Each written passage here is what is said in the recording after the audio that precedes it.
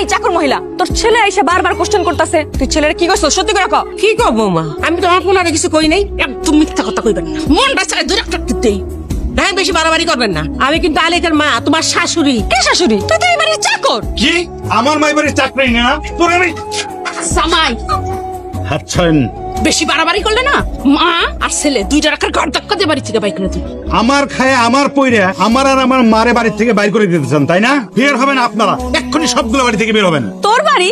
এই বাড়ির মালিক আমি, এখানে সবকিছুর মালিক আমি, এই বাড়ির সবকিছু আমার নামে। স্বপ্ন দেখতেছো না?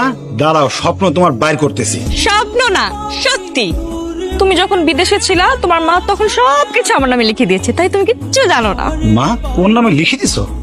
বাজান, আমাকে বাড়ি থেকে বের করবা নাকি তোদের দুজনকে বাড়ি থেকে বের করে দিব? আমি না তোমার স্বামী, আমাদের একটা সন্তান আছে। তুমি কিন্তু এরকম আমাদের সাথে করতে পারো না।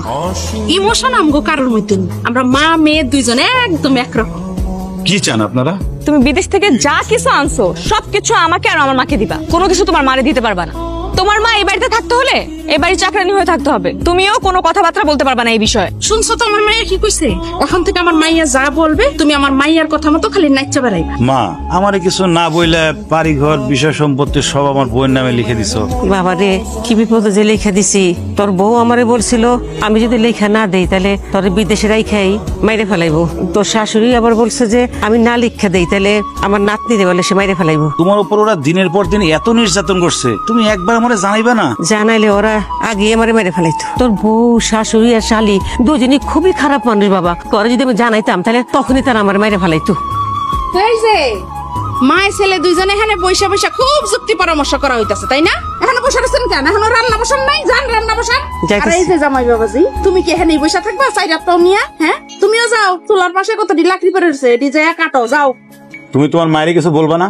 হ্যাঁ বলবো তো। আই লাভ ইউ মা, আমি তোমাকে অনেক ভালোবাসি। এই যে বলছি, এবার যাও দুইজনে মিলা কাজগুলো শেষ করো, তাড়াতাড়ি রান্না শেষ করো, অনেক ক্ষুধা লাগছে না, আমরা খাবো।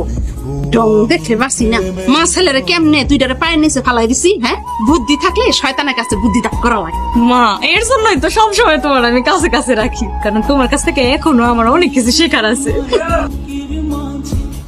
মা, আমি রান্না করবো। সব তুই রান্না করবি আর আমি বসে বসে দেখো? তুই বসো বাজান, এখানে বসো বসো, আমি রান্নাও করুম লাকড়িও কাটবো। আমি তো লাকড়ি কাটতে পারি, এতদিন তো আমি লাকড়ি কাটছি বাজান, তুমি বসে বসে দেখো। মা, তোমার অনেক কষ্ট করতে হয়েছে তাই না? আমি তোমার যোগ্য সন্তান হইতে পারলাম না তাই না? বিদেশে এত টাকা ইনকাম করি, এত কষ্ট করি, অথচ দেখো মা, আমার বাড়িতে তুমি আমার বাড়ির চাকর। নারী বাজান, এটা আমাদের তকদির, আমাদের ভাগ্য। তুই হলি চাকর, আমি হয়েছি চাকরানি, কিচ্ছু করার নেই বাজান। বসো তোরা, চুপ করে বসো বসো। আচ্ছা, আমার কাছে দেও।